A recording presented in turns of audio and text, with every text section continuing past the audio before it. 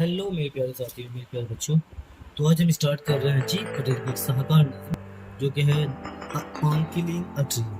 ये पोएम की खासियत ये है कि ये सटायर है, ये एक तरह का आयरनी है। इस पोएम में शायर ने बहुत बखूबी से ये बयान किया है, ये बताया है कि किस तरह से इंसान जो है इन्वायरमेंट के खिलाफ साजिश करता है, किस तरह से इंसान जो है आयरोनिकली इंसान वायलेंस करता है, तशद्दुद करता है, जुल्म करता है अपने ही इन्वायरमेंट पे। तो तो इस तरह से ये पोएम दो स्टैंज दो दो लेवल्स पे है। पहला लेवल बताता है the meticulous task of killing of a tree. इतना खूबसूरत, इतना मतलब बारीकी से एक पेड़ को काटा जाता है, मारा जाता है। और दूसरा जो है, सेकेंड जो लेवल है, वो बताता है कि tragedy of the action that man should systematically destroy the environment. किस तरह से इंसान मैन खुद से डिस्ट्रॉय करता है पूरे इन्वायरमेंट को।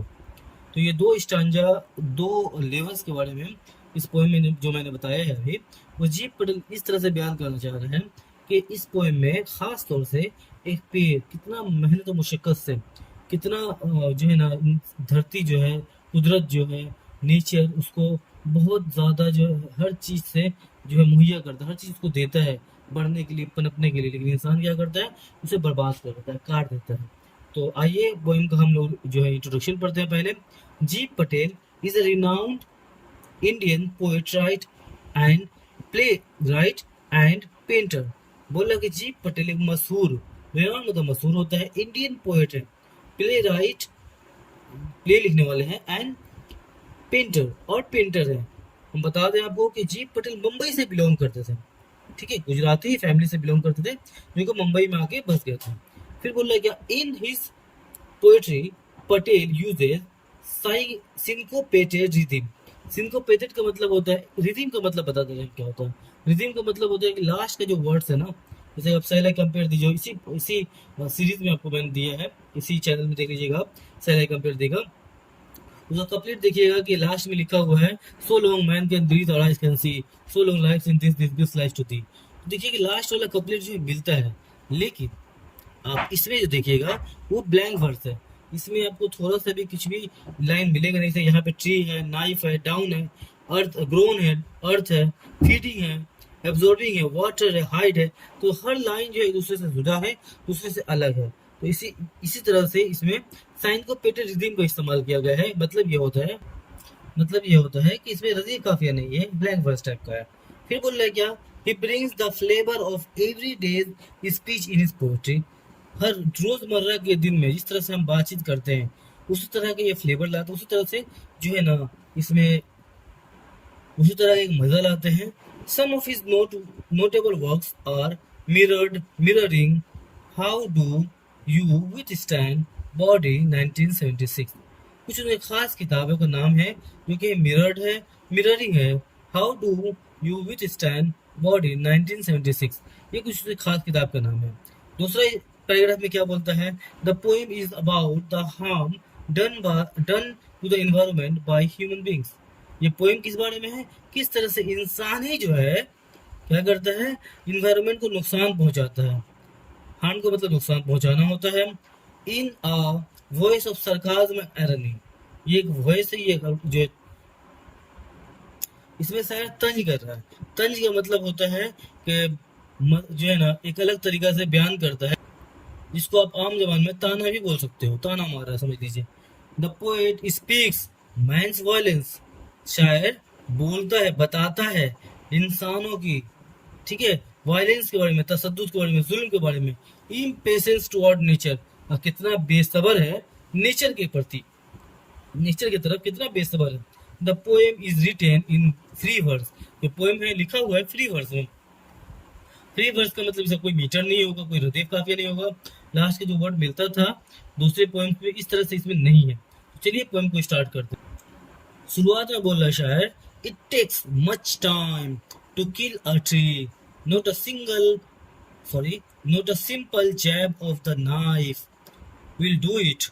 It has grown, slowly consuming earth, rising out of it, feeding upon its crust, absorbing years of sunlight, air, water, and out of it's leprous hide sprout leaves. इतना खूबसूरत से बयान कर रहा है, बोल रहा है कि it takes much time to kill a tree, एक ट्री को मारने में, जान से मारने में, खत्म करने में बहुत वक्त लगता है। Note a simple chap of the knife, या आसानी से एक झटके में अगर आप नाइफ से छुरे से मार दीजिएगा तो ये मरने वाला नहीं है। विल डू इट, मरने वाला नहीं है, ये खत्म नहीं होने वाला। It has grown slowly consuming the earth, ये जमीन में अर्थ से न्यूट्रिशन लेते लेते बढ़ा है, बहुत जो है ना आहिस्ते आहिस्ते बहुत वक्त लेकर बढ़ा है। राइजिंग आउट ऑफ इट, ठीक है, वहीं से बढ़ा है, वहीं से निकला है। फीडिंग अपॉन इट्स क्रस्ट, ठीक है, और उसकी क्रस्ट से मतलब जो upper most layer of the earth, ठीक है, तो वहीं से ये खाते पीते वहीं से उसका पूरा न्यूट्रिशन लेके जो है आगे बढ़ा है। एब्जॉर्बिंग ईयर्स ऑफ सनलाइट, सालों साल तक सूरज की रोशनी को एब्जॉर्ब किया है, ठीक है, लिया है। एयर, हवा को लिया है।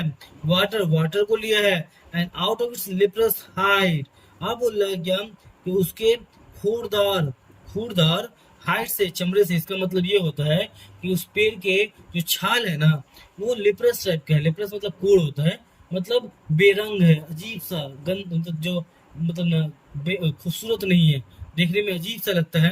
वहीं से बोल रहा है out of it's leprous hide, उसके छाल से स्प्राउट्स स्प्राउटिंग लीव्स, क्या निकलता है? लीव्स निकलता है। लीव्स मतलब उसी छाल से पत्ते निकलते हैं। तो ये पहला लेवल था। अब क्या बोल रहा है, देखिए बहुत खूबसूरती से दूसरा दूसरा लेवल बता रहा है कि so hack and chop but this alone won't do it. बोल रहा है कि ठीक है, इस तरह से झटका देंगे हम लोग, चॉप काट देंगे हम लोग, but this alone won't do it, लेकिन इतना काफी नहीं होगा। Not so much pain will do it, और ऐसा बहुत तकलीफ भी नहीं मिलने वाला है। ब्लीडिंग बार्क विल हील, और क्या बोल रहा है, जो खून निकलता है वो बाढ़ के छालों से जो खून निकल रहा है जल्दी वो हील हो जाएगी, ठीक हो जाएगी। हाँ, ब्लीडिंग बार्क विल हील, जो खून जो है निकलता हुआ छालों से वो बहुत जल्दी ठीक हो जाएगा। And from close to ground, and from close to the ground will rise curl twig green twigs, और बोलो वहीं से करीब से ग्राउंड से ही ना एक घुंघरेला कर्ल, ठीक है, कर्ल मतलब घुंघरेला, ग्रीन ट्विग्स, एक छोटी सी टहनी निकलेगी ग्रीन कलर की। मिनिएचर बर्ब्स, और छोटी छोटी शाखें निकलेंगी। which if unchecked will expand again to former size, अगर उसे फिर नहीं काटा गया तो ये दोबारा बढ़ेगा, और उतना ही बढ़ेगा, उतना ही बड़ा बढ़ेगा जितना बड़ा पहले वो पेड़ था, ठीक है। नो, नहीं नहीं, the roots is to be pulled out, जड़ों को पूरा खींच के निकाल देना चाहिए, या निकाल देना होगा। आउट ऑफ द एंकरिंग अर्थ, ठीक है, कहां से निकाल देना होगा? जमीन में जिस तरह से उसकी जड़ें इस तरह से पकड़ के रखती है, क्या करती है?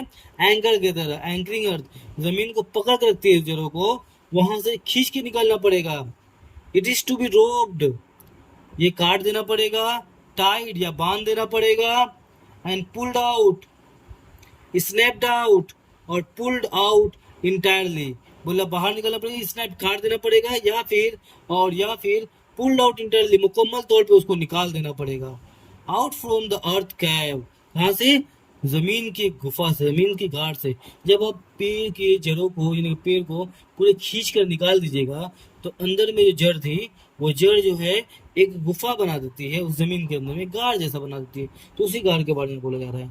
And the strength of the tree exposed, अब जो है ना ट्री का, उस दरख्त का, उस पेड़ का जो जो स्ट्रेंथ थी, ताकत थी, उस वो सामने आ जाएगी। द सोर्स, और क्या था ताकत? वही सोर्स उसका। व्हाइट एंड वेट, जो कि सफेद रंग का था और थोड़ा भीगा भीगा लग रहा था। मोस्ट सेंसिटिव, बहुत हसास था, बहुत नाजुक था। हिडन, छुपा हुआ रहता था। 4 years, सालों साल तक। इनसाइड द अर्थ, जमीन के अंदर में। देन द मैटर ऑफ स्corching एंड choking in sun and air, browning, hardening, twisting, withering, and then it is done। बोल रहा है क्या? Then the method of scorching and choking, एकदम चिलचिलाती हुई धूप लगेगी, choking काट दिया जाएगा इनसे सूरज की रोशनी में। and air, और हवा में ब्राउनिंग, उस सफेद रंग जो जड़ का था वो ब्राउन कलर का हो जाएगा। फिर क्या बोल रहा है? मटेरियल कलर का ब्राउन कलर का हो जाएगा। हार्डनिंग, सख्त हो जाएगा। ट्विस्टिंग, मुड़ जाएगा, एंड विदरिंग, और बिखर के रह जाएगा, and then it is done, और इस तरह से वो पेड़ मुकम्मल तौर पे मर जाएगा इंसानों के जरिए। ये पोएम जो है एक्चुअल में बताता है किस तरह से कितना जालिम बन जाता है इंसान जब पेड़ पौधों के लिए इंसान जो है अपने मतलब के लिए पेड़ पौधों को काटता है, और उससे उससे नुकसान क्या होता है, हम जो है और ज़्यादा गर्मी को क्या कहते हैं बर्दाश्त एक्सपीरियंस करते हैं, हीट वेव आता है। क्यों आता है? क्योंकि हम ही अपने अपने इंसानियत के दुश्मन बन चुके हैं, हम ही अपने माहौल के दुश्मन बन चुके हैं। हमें मकान तो चाहिए लेकिन पेड़ पौधा नहीं चाहिए, हमें हमें एसी वाला कूलर चाहिए, कूलिंग चाहिए, लेकिन पेड़ पौधों की कूलिंग नहीं चाहिए। और उसकी वजह से क्या हो रहा है, चारों तरफ गर्मी बहुत ज़्यादा बढ़ती जा रही है। देखिए ये एक मैसेज था, ठीक है, जी पटेल की तरफ से ये एक मैसेज था कि हमें पेड़ पौधों को लगाना चाहिए, और किस तरह से इंसान जो है ना सेल्फिश हो रहा है, अब पेड़ पौधों को बर्बाद कर रहा है। खैर, हमारा पोएम आज का यहीं पे ख़त्म हो रहा है। उम्मीद है ये पोएम समझ में आया होगा आप लोगों को, और जहाँ कहीं प्रॉब्लम है प्लीज़ हमें बताइए, हमारे कमेंट कीजिए, हम कमेंट्स का जवाब देने की कोशिश करेंगे आपको। और कुछ भी हो, कुछ भी प्रॉब्लम हो, आप हमसे डायरेक्ट कंसल्ट कर सकते हैं। Thank you. इस पोएम के वीडियो को आप ज़्यादा से ज़्यादा शेयर करें ताकि दूसरे लोगों को भी फ़ायदा हो।